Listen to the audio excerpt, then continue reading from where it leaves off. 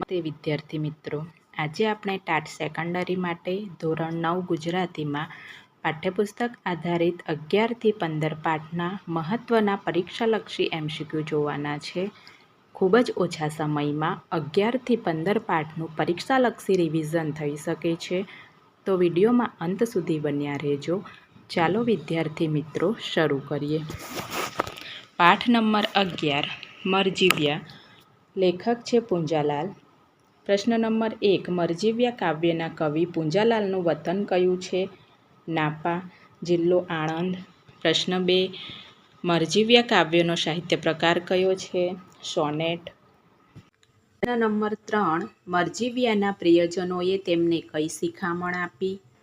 વૃથા જીવન વેડફો કા ભલા કહીને નકામું જીવન ન વેડફવાની સલાહ આપી. પ્રશ્ન 4, કાવ્યમાં મરજીવ્યા કોને કહેવામાં આવ્યા છે? જીવનના જોખમે દરિયામાંથી મોતી કાઢનારને. પ્રશ્ન 5, કવિ પૂંજાલાલે 1926થી કયા આશ્રમમાં વસવાટ કર્યો હતો? શ્રી અરવિંદ આશ્રમ, પુડુચેરી. પ્રશ્ન 6, મરજીવ્યા દરિયામાંથી શું શોધી લાવ્યા? ક્યારેય ન ખૂટે તેટલો મણી મોતીનો ખજાનો. પ્રશ્ન 7, મરજીવ્યા કઈ રીતે સમુદ્ર ભણી ઉપડ્યા ઉત્સાહથી ડગલા ભરતા? પ્રશ્ન 8, નીચેનામાંથી કઈ બાબત મરજીવ્યાના પ્રિયજનો માટે લાગુ પડતી નથી? મોઢું મીઠું કરાવી મરજીવ્યાને વળાવ્યા. પ્રશ્ન 9, તમોમય શબ્દનો વિરુદ્ધાર્થી શબ્દ કયો છે? તેજોમય. પ્રશ્ન 10, રત્નાકર શબ્દનો અર્થ શું છે? સમુદ્ર, રત્નનો સમૂહ. પ્રશ્ન 11, મરજીવ્યાઓએ ક્યાં પ્રવેશ કર્યો? કાળના ગાહ્વરમાં. પ્રશ્ન 12, કાવ્ય પંક્તિ પૂર્ણ કરો.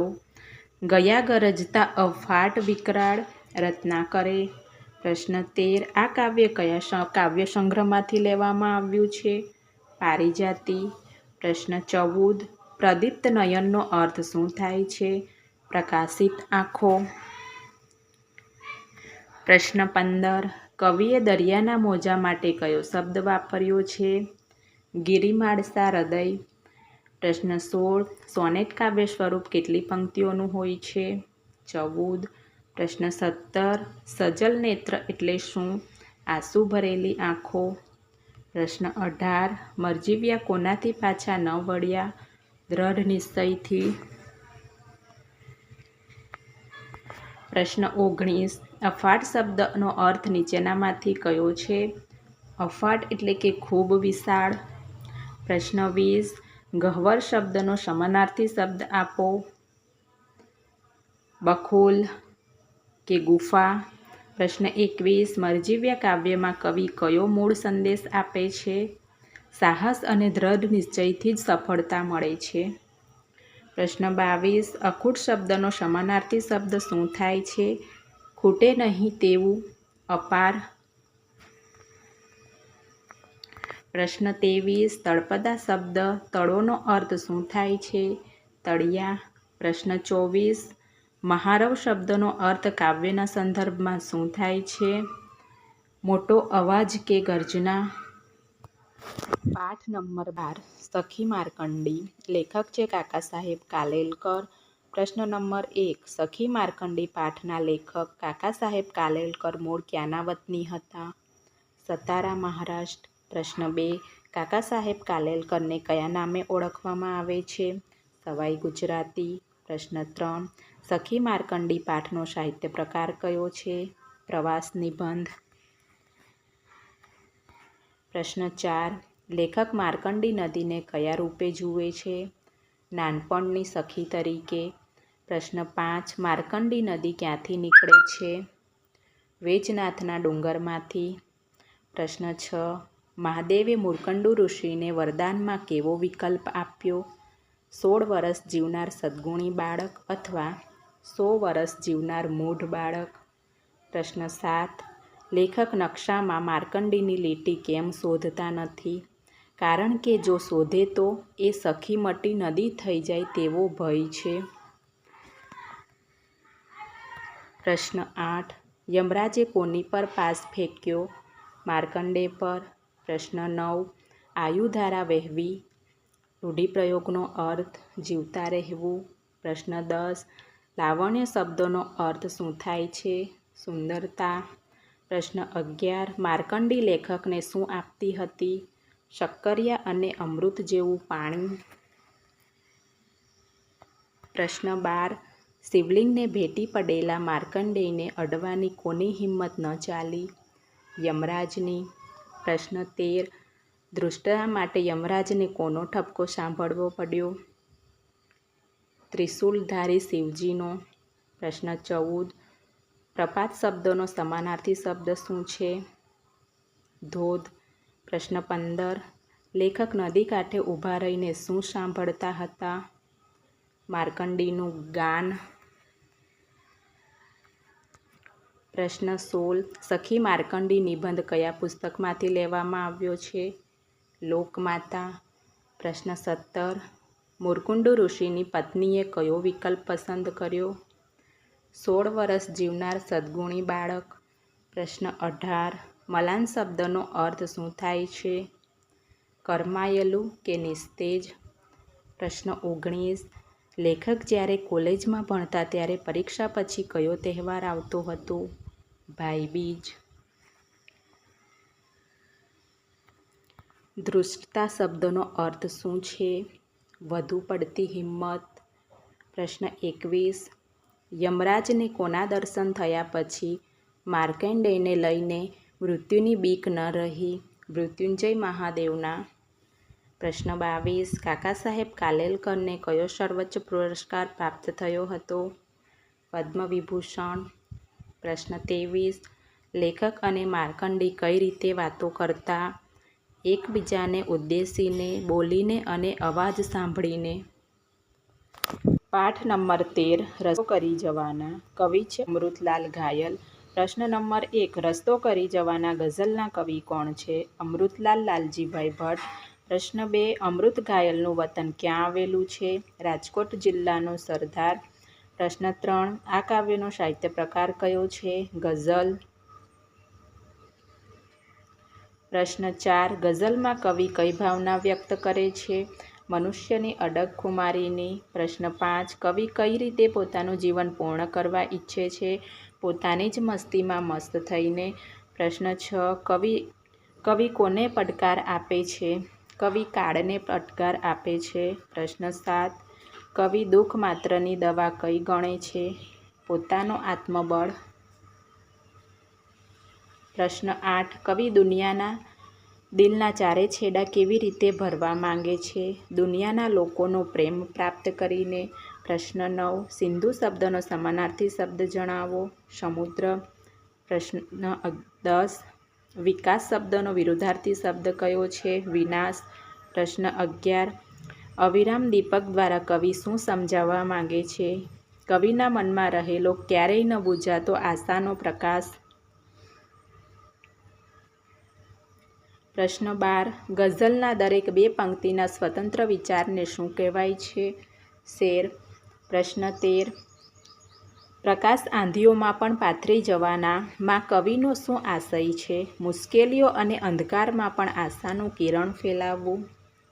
પ્રશ્ન 14 આ ગઝલ કવિના કયા સંગ્રહમાંથી લેવામાં આવી છે? આઠોજામ ખુમારી. પ્રશ્ન 15 કવિના મતે આપણો સમોધણી કોણ છે? ઈશ્વર. પ્રશ્ન નંબર 16 ખોડિયું શબ્દનો તળપદો અર્થ શું છે? શરીર. પ્રશ્ન 17 કવિ થોડા અમે મૂંઝાઈ મનમાં મરી જવાના પંક્તિથી શું કહે છે? મુશ્કેલીઓથી ગભરાઈને અમે હારી નહીં જઈએ. પ્રશ્ન 18 કવિ કયા બિંદુમાં ડૂબીને તરી જવાના છે? સિંધુ સમુદ્રમાં. પ્રશ્ન 19 જખમ શબ્દનો સમાનાર્થી શબ્દ આપો. ઘાવ. પ્રશ્ન 20 ગઝલના અંતે કવિ કાળને શું કહે છે? તું થાય તે કરી લે અમે ભયભીત નથી. પ્રશ્ન 21 કવિ ક્યાં જઈને નજરથી ટાંકા ભરી જવાના છે? દરેક જખમ પર. પ્રશ્ન 22 ભય શબ્દનો વિરુદ્ધાર્થી શબ્દ જણાવો. અભય. પ્રશ્ન 23 રસ્તો કરી જવાના શબ્દ પ્રયોગનો અર્થ શું છે? વિકટ પરિસ્થિતિમાં પર માર્ગ કે ઉકેલ શોધી કાઢવો. પ્રશ્ન 24 ગઝલમાં વપરાયેલો જવાના શબ્દ શું દર્શાવે છે? રદીફ કે કાફિયા, અંત્યાનુપ્રાસ. પ્રશ્ન 25 કવિના મતે રસ્તો નહીં જડે તો તેઓ શું કરશે? રસ્તો જાતે કરી જવાના. પાઠ નંબર 14 વાડી પરના વહાલા. લેખક છે ઇસ્માઇલભાઈ નાગોરી. પ્રશ્ન નંબર 1 વાડી પરના વહાલા પાઠના લેખક કોણ છે? ઇસ્માઇલભાઈ નાગોરી. પ્રશ્ન 2 ઇસ્માઇલભાઈ નાગોરીનું વતન કયું હતું? વાંકાનેર. પ્રશ્ન 3 આ પાઠમાં મુખ્યત્વે કોનું આલેખન છે? વાડીના મનુષ્ય અને પ્રાણીઓના હૃદયસ્પર્શી પરિચયનું.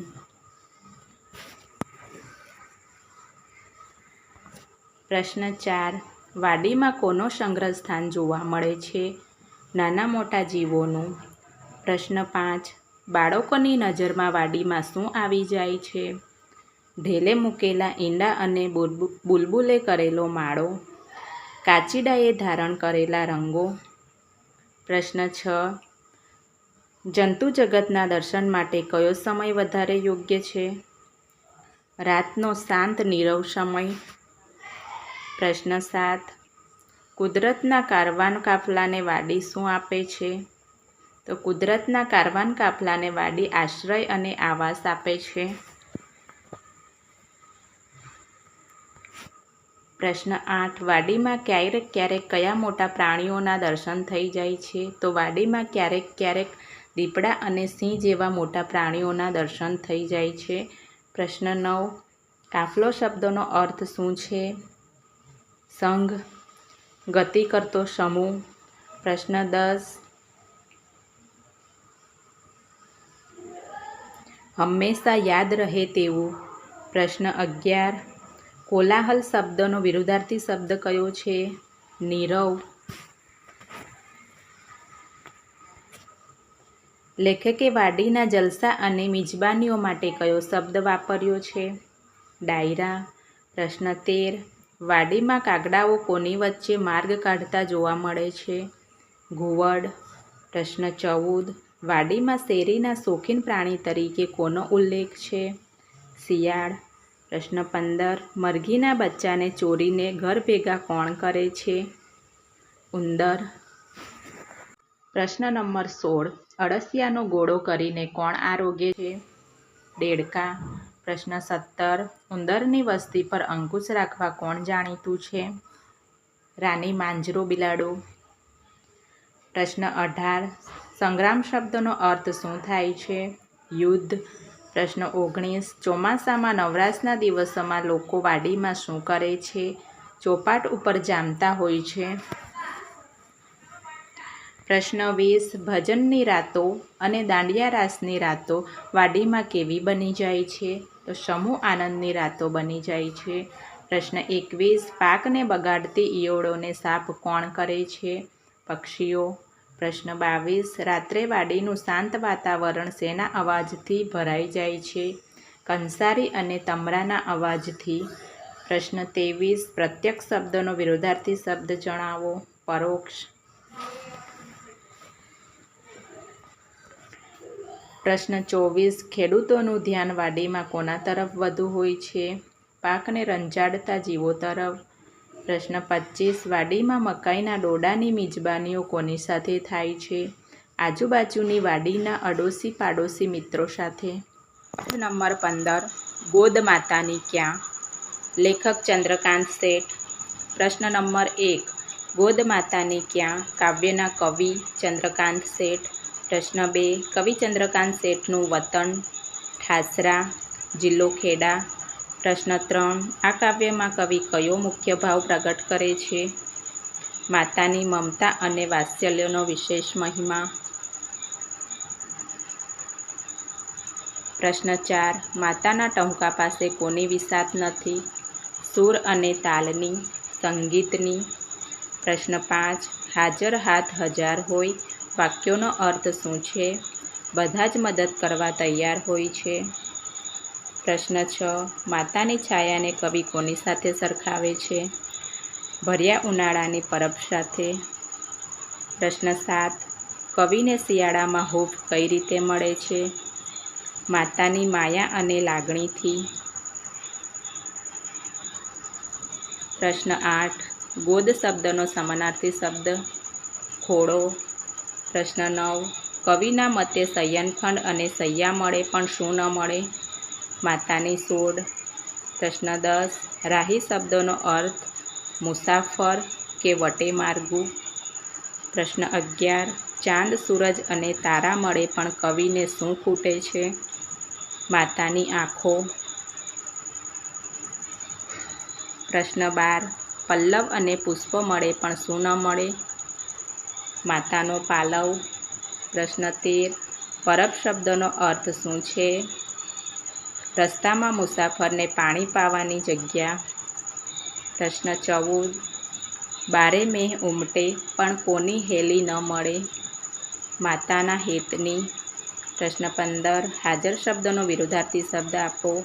ગેરહાજર. હેત શબ્દનો વિરુદ્ધાર્થી ધિક્કાર.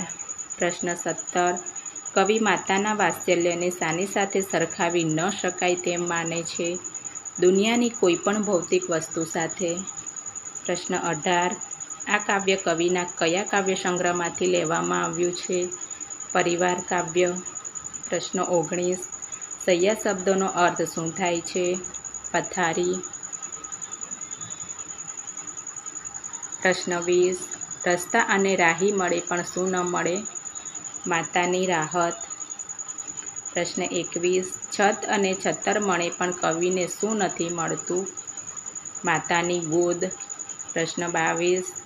હાજર હાથ હજાર હોય પણ કવિને કોની છાતી ઝંકે છે? માતાની છાતી. પ્રશ્ન 23. માતાનો પ્રેમ શિયાળામાં કઈ રીતે ઉપયોગી થાય છે? હૂંફ આપીને. પ્રશ્ન 24. કવિના મતે જીવનમાં બીજું બધું મળશે પણ શેની તોલે કંઈ જ નહીં આવે? માતાની ગોદની વિશેષ મૂલ્યવાન હૂંફની. પ્રશ્ન 25. સોડ શબ્દનો અર્થ શું થાય છે? પાસું કે પડખું.